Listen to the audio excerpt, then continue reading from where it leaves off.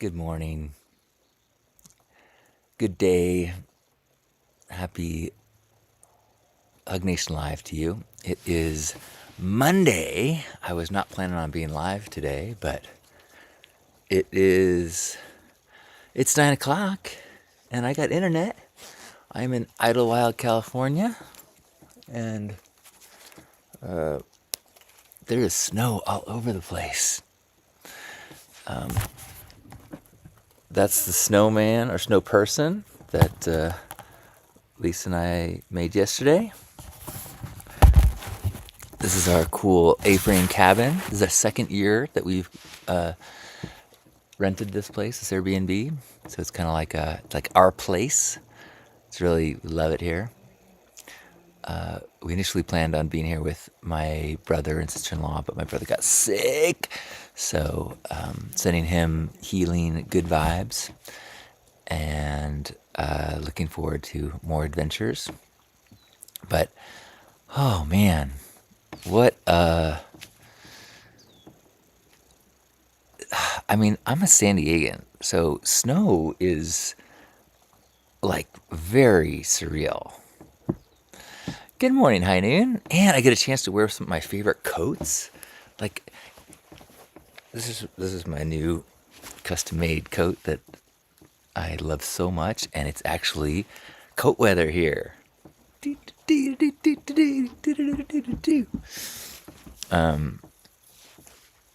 High Noon says Snow White vibes. Yeah. So what's great is like it snowed a bunch before we got here. So like the snow is like a foot and a half, 2.5 alongside the road, but they're all plowed and the roads are clean and we've had sunshine. In fact, the road, our cabin is like at the end of a dead end road. So the last like quarter mile is barely plowed the width of the car. So like the snow are like bumpers. And at one time, we actually passed another car, and we had to back up because it just these are things that I don't experience in San Diego. We don't have snow navigation tactics. But I love the smell and the sound of the dripping as the snow's melting. When we got here, it's got these cool skylights on this A-frame, but they're all covered in snow. And then throughout the day yesterday, we heard this like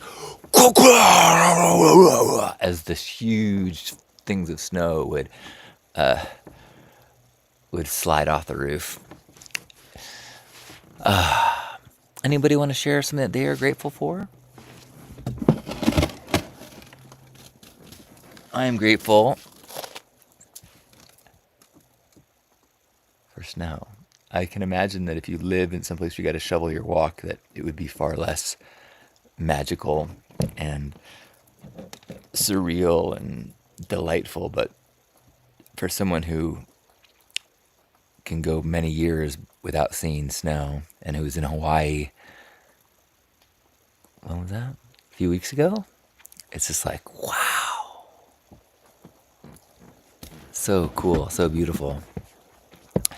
So I'm grateful for the diversity of this planet. I'm grateful for places on this earth where there's less cement and asphalt and trees. Like there's just these beautiful trees all around me. Like, there's a hot tub. We went in the hot tub yesterday, which was also incredible. But there's just, it's so quiet, and you can see the beautiful mountains over there in Idlewild.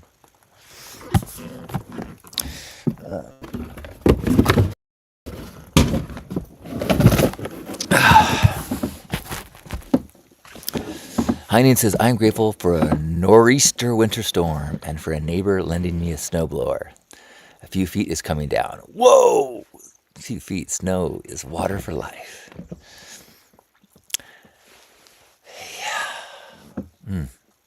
Thanks for sharing. Kelly, good morning. Kelly says, my son qualified in all 5 events in para-alpine skiing for the Paralympics in Cortina, Italy. I like everything about that sentence. Congratulations to your son. That's incredible. Thank you for sharing. What a treat to get to feel some sympathetic joy through your gratitude.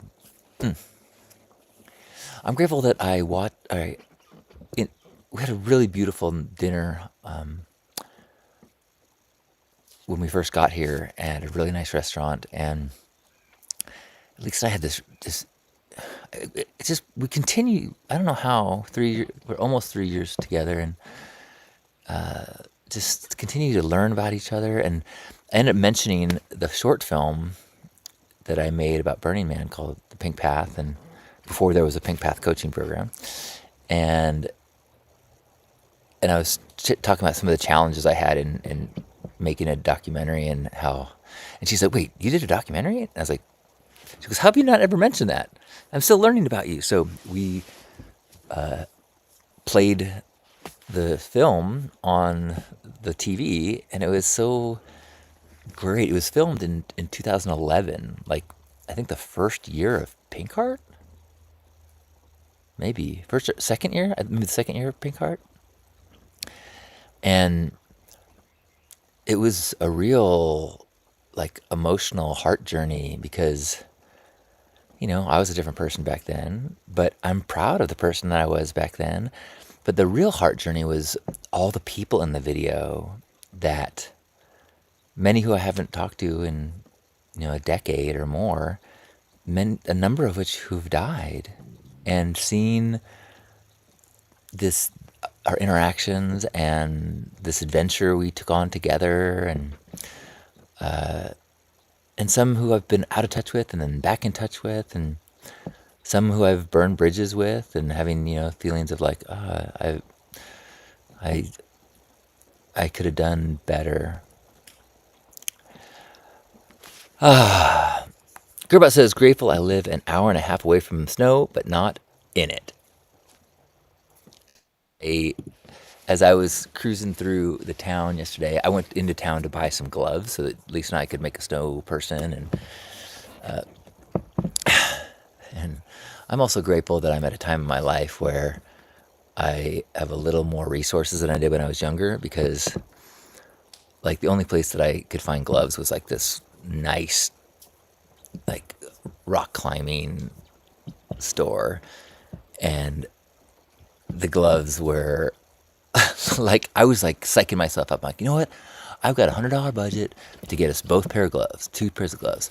And that did not cover like the nice gloves. There's no way that I was like, oh, okay, well, let's see if I can find something that will work.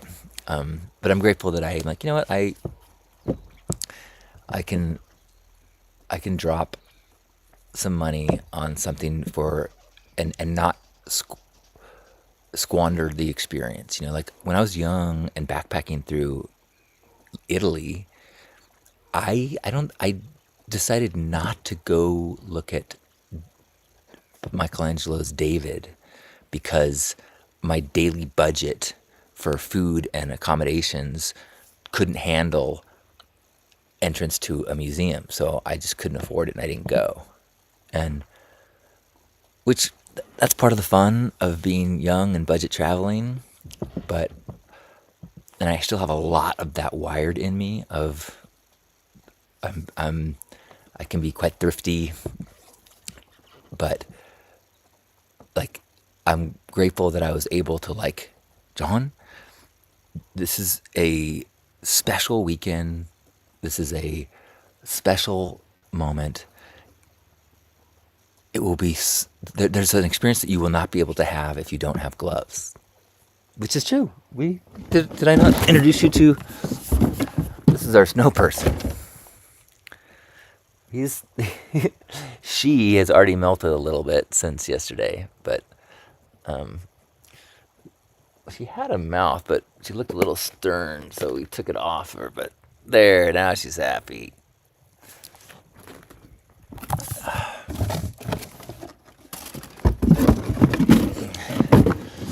Anyone else want to share anything that they are grateful for?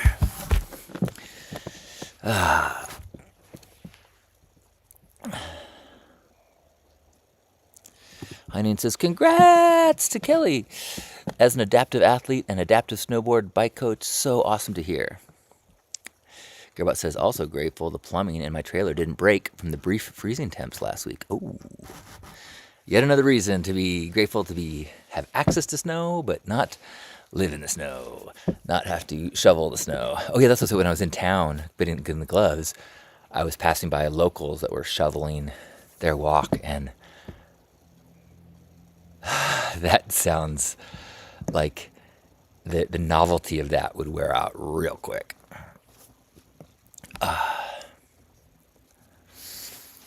Kelly says, Italy is crazy expensive. May not be able to go to cheer my son on. Well, I'm sure he will know that you are cheering from afar.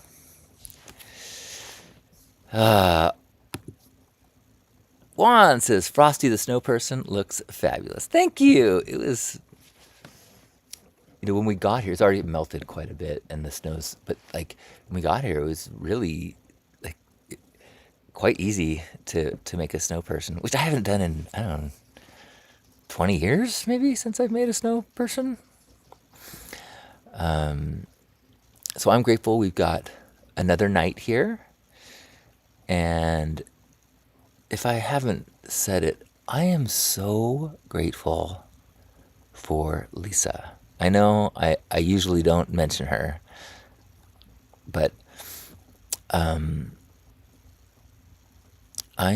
she is such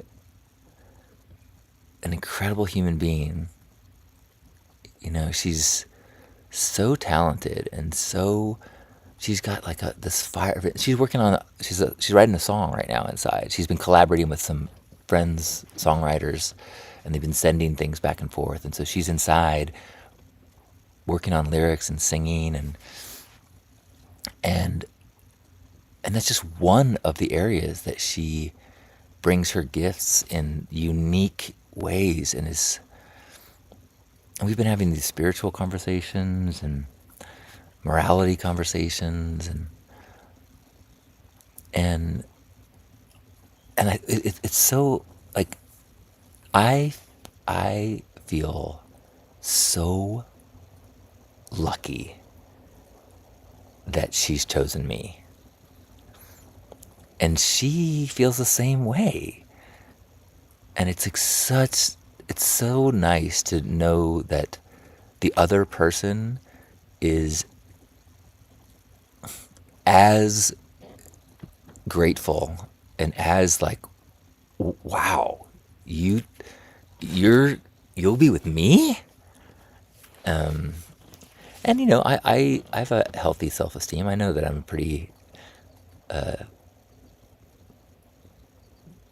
I'm a good person, and I have good traits, but thank goodness, like, for hitting my sobriety. We're celebrating 3 years in this cabin. My sobriety, meaning ketamine, GHB, alcohol, and cannabis. Although it wasn't intent, I didn't have a problem with cannabis, but I just kind of put that in the categories is that I could easily do habitually and daily. So those are 3 years off of those 4, and yeah, and it's so rewarding and so affirming knowing that I couldn't be in this relationship if I hadn't gone through everything that happened before. And if I didn't get my ass handed to me so that I had to figure out the sober journey and the learning and the therapy that resulted from it, I would not have dug deep enough to the healing, into the worthiness part. Like, 3.5 years ago, me would be unable to be in this relationship. It would manifest in a number of ways. When I got insecure, I would be afraid that if she knew my weaknesses or my secrets, or that she wouldn't want to be with me. I think subconsciously I would be looking for ways that she had faults to justify my own deep insecurities and faults. and and with that's just outside of just the substance use itself. And so it's like such a treat. It's just like, I can't believe that this is where I am in my life. I 5 years ago, I was pretty clear that I was going to die an addict.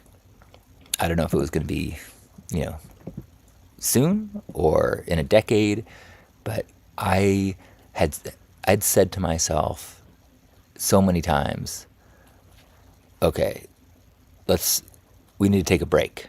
Don't get high tonight. And then I did that night. And then the next morning, okay, don't do it tonight. And I did. And I was like, I kind of lost faith in myself. Like you want to stop doing this and you can't. And so I was thinking that whatever healing needed to happen for me to overcome addiction was going to happen in my next life. And I felt like, hey, I've done a lot in this life. Like I've learned a lot. I've evolved a lot.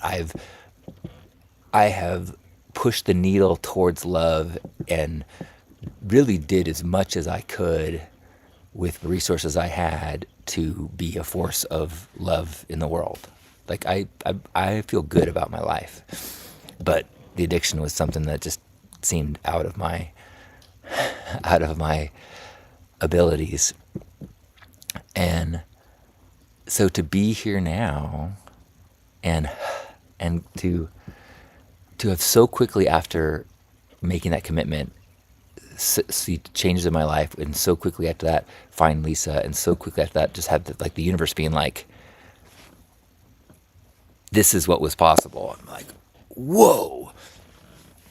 I mean, I really feel like I was ready to die then. So this feels like a free life. And I don't have any,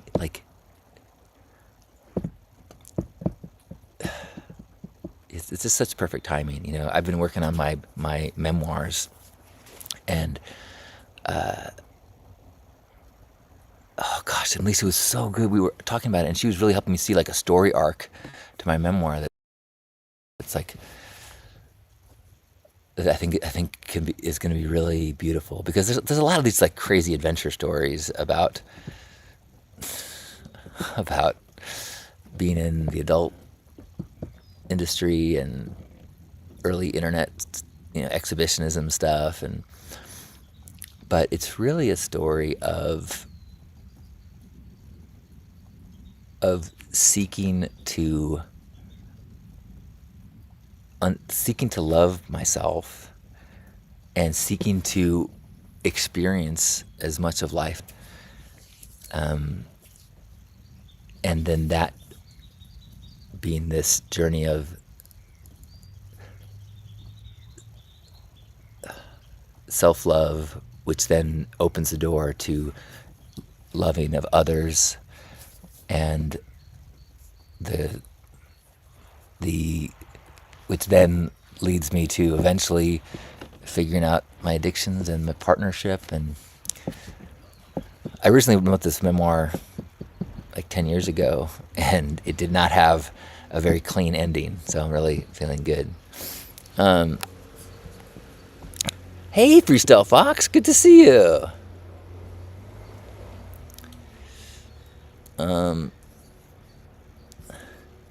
Chris says, grateful to have shared a wonderful night with my artists last night, breaking bread and showing gratitude for them. Yes! Oh, that makes me super happy to hear that. Heinen says, I feel love and gratitude flow to all of us as you speak about Lisa. Thanks, Heinen. I sometimes I feel like I don't want to like gloat or like rub people's noses in it, because I know that I wish for this kind of partnership for everyone, but I also know that it's not easy, and it's also not just, can't just snap your fingers and make it happen. Sometimes, I mean, we were both in our 50s when we met,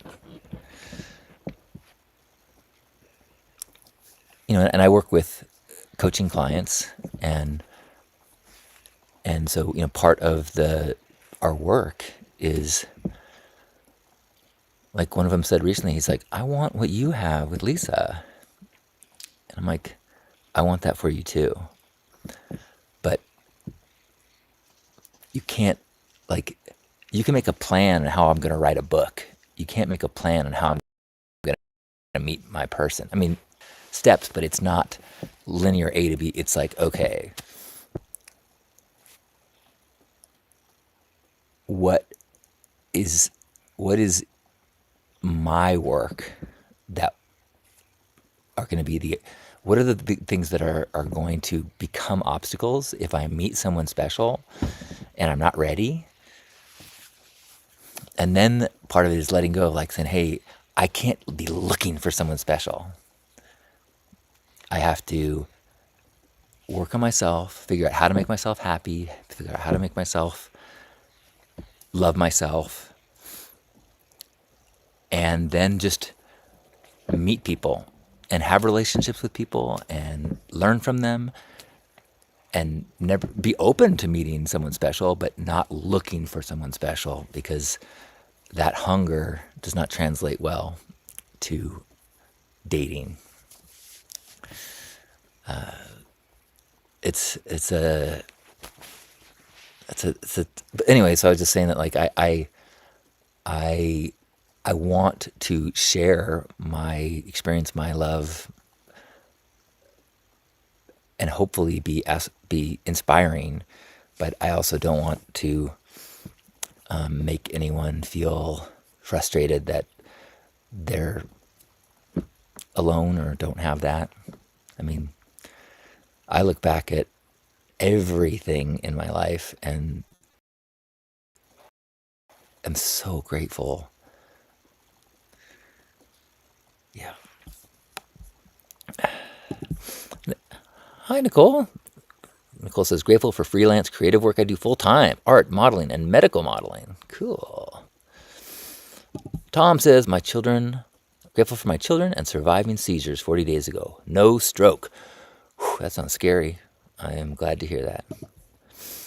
Kelly says, my son loved going to Burning Man. The community was so loving.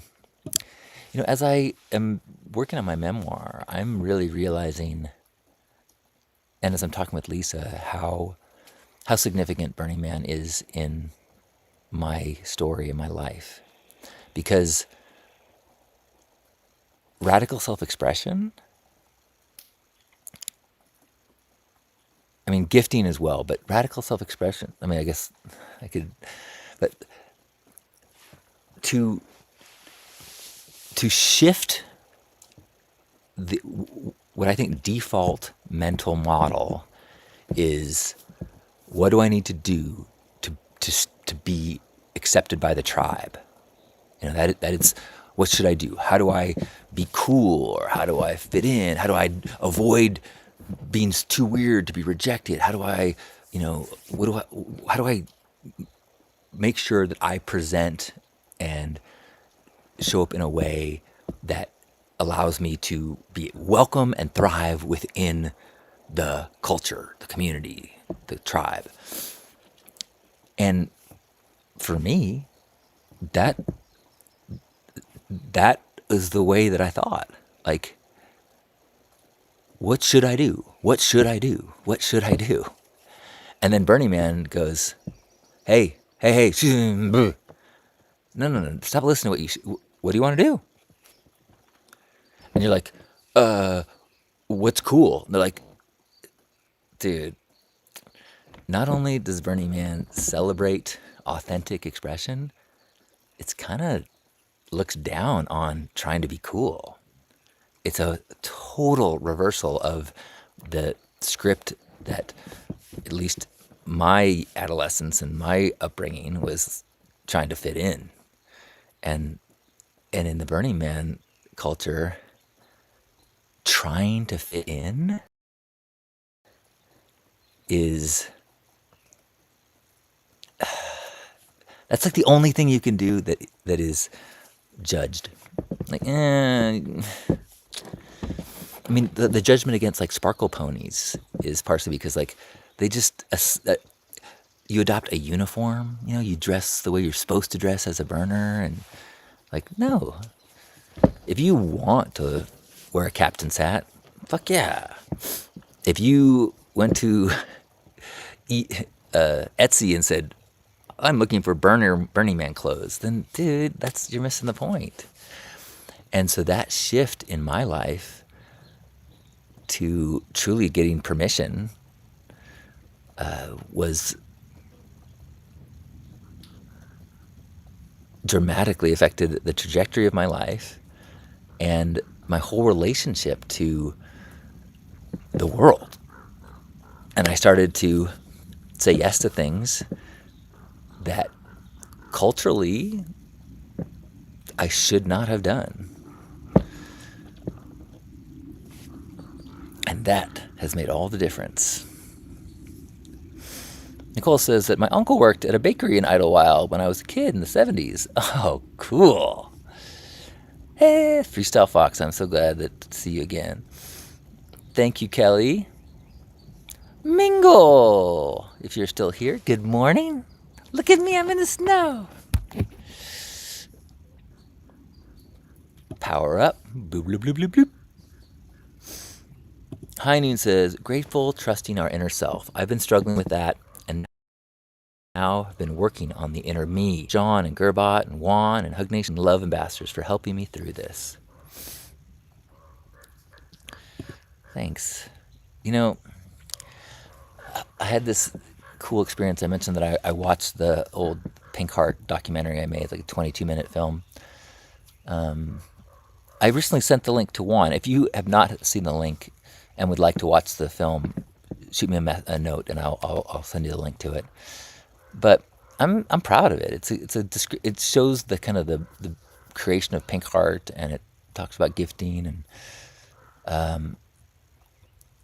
but there's me in 2011, so 15 years ago, with my like bright pink buzz cut, and I have a conviction and a passion about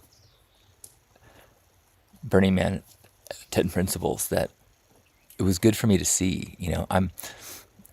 Because a week ago someone sent me a note and they were like, hey, I love who you've become, but I hope that you recognize that these old versions of you were really valuable. And it's good for me to remember that, like, those old versions of me, the ones that was doing a lot of chemicals, but also really pushing hard against societal norms and really trying to be boldly, radically self-expressing, like that was a deep service. I was being of service to ideals that were important to me. In fact, if Chris is still here, he brought that up when we had a men's group, and he's like, "Hey, dude, when I hope you don't mind me paraphrasing you, but he's like, when I saw you being super bold and bright, like it helped me to be like, hey, I'm gonna go chartreuse." And he dyed his hair chartreuse and really like cranked up his self-expression. And so I'm still super proud of those chapters. And yeah, I'm just rambling now. Mingle says, I have great grateful to see Snowman. You look amazing. Thanks. Bonk says, grateful for your second life. Me too. Tom says, the one condition of unconditional love is itself. The duality exists, but the choice to be loved and be loved is clear. Oh, shit. Mingle says, I was in a serious car accident on Thursday, so I have gratitude to be alive. And I was able to keep my wits about myself to remain alive and get off the freeway safely and not create a secondary accident. Oh my God. I'm grateful I was not hospitalized and that the car took the brunt of the trauma. I'm alive. I wouldn't have been so mad had it been otherwise. Oh, I would have been so mad. Me too. Oh, wow. Wow. That is a rapid recalibration of gratitude. I'm so glad that you're okay. Oof.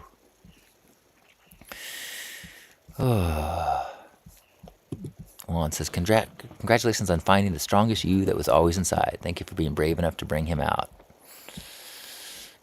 Thanks, Juan. Bonk says, totally! Chartreuse hair!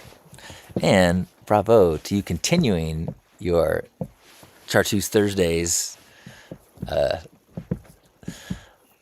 radicalness. Well, it's been about 30 minutes. It's starting to getting a little chilly out here, but if you're just joining us, I am in Idlewild and it is beautiful and snowy and we're in this cool A-frame cabin for the second year. We've been here twice. I think we're going to make it into an annual tradition to stay at this place at the end of a long private road. And although if we were here like 2 days earlier, we'd have to have snow chains, and I'd like to avoid that learning experience. Freestyle Fox says, before I got all jaded and suffered some traumas, you really helped guide me as a burner, which is why I wanted to be a part of Pink Heart. Kelly says, so grateful for you. I am really grateful for this unplanned Hug Nation Live. I would plan on being offline until Wednesday, but Lisa is like, hey, I'm going to be doing some, I've scheduled a call to work on a song with a friend. Why don't you do your love morning? And I'm so glad I did, because I feel so filled with gratitude. I feel so honored to get to share this moment, and my heart, which has been soaring, and you know, it's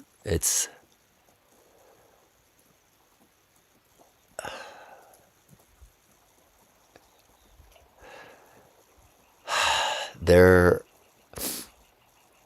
there are so many narratives, so many details of day life that are daunting and that create fear and dread.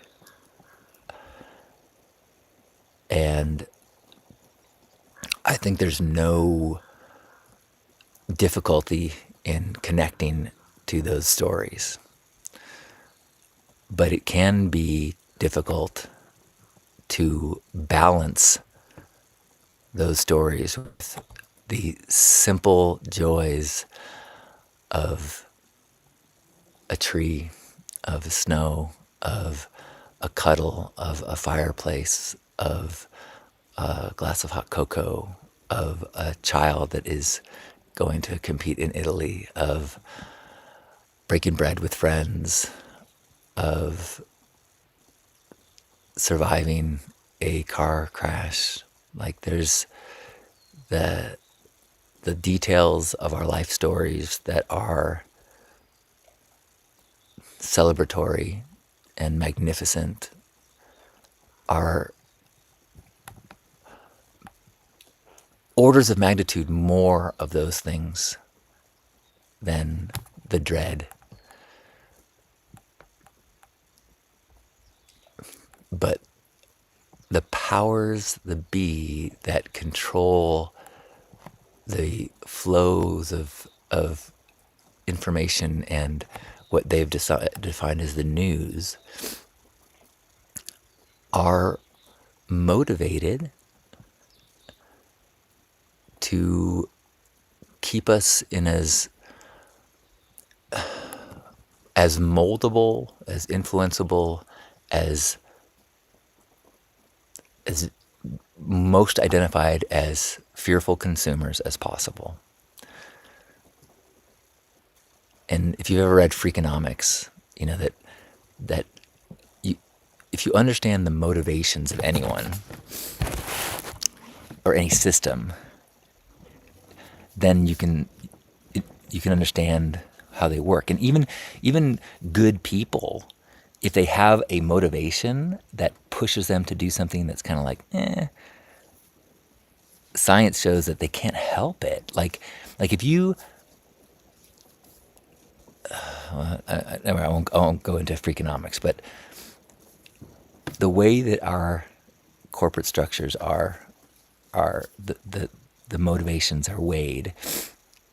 You know, we have a capitalist system that does not value natural resources, but does value shareholder value. So a smart person trying to do the best they can, if they're in a responsible position, they maximize the system according to the motivations that they have. So we got to be really clear on what our motivations are, and we don't just adopt the motivations of someone whose desires are different than ours. Okay, I just realized that I must want to hang out, but I'm gonna cut that line of thought off.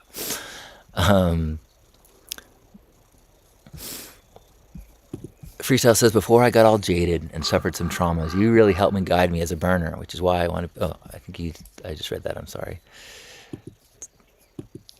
Love and hugs to you, Paul. And Yamil. Yamil says, oh, saying hi to Mingle. I'm so glad you're alive and kicking us. Me too. And I'm grateful that I got a chance to wear my snow outfit. I feel like I'm on Hoth planet in Star Wars.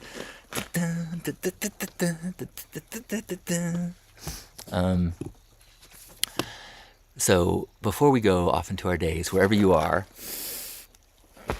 let's give ourselves a squeeze and feel connected in this moment, celebrating the details of life. You can hear little birds singing.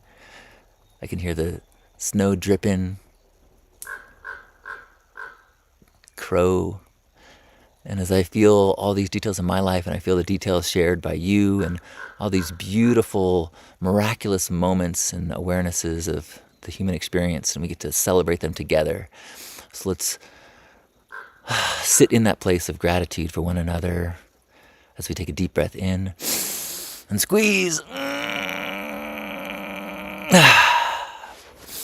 On behalf of Grandpa Caleb and all of us here and all who've ever been through this place of Hug Nation community,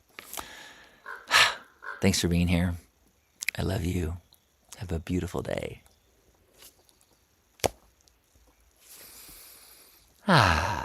You're welcome, Gribot. Thanks, High Noon. Emil says, I'm grateful I'm going to Tahoe in 2 weeks on a ski trip. First time. Jeff took care of all the details and making sure I am warm enough. That makes me so happy to see you in supportive partnership.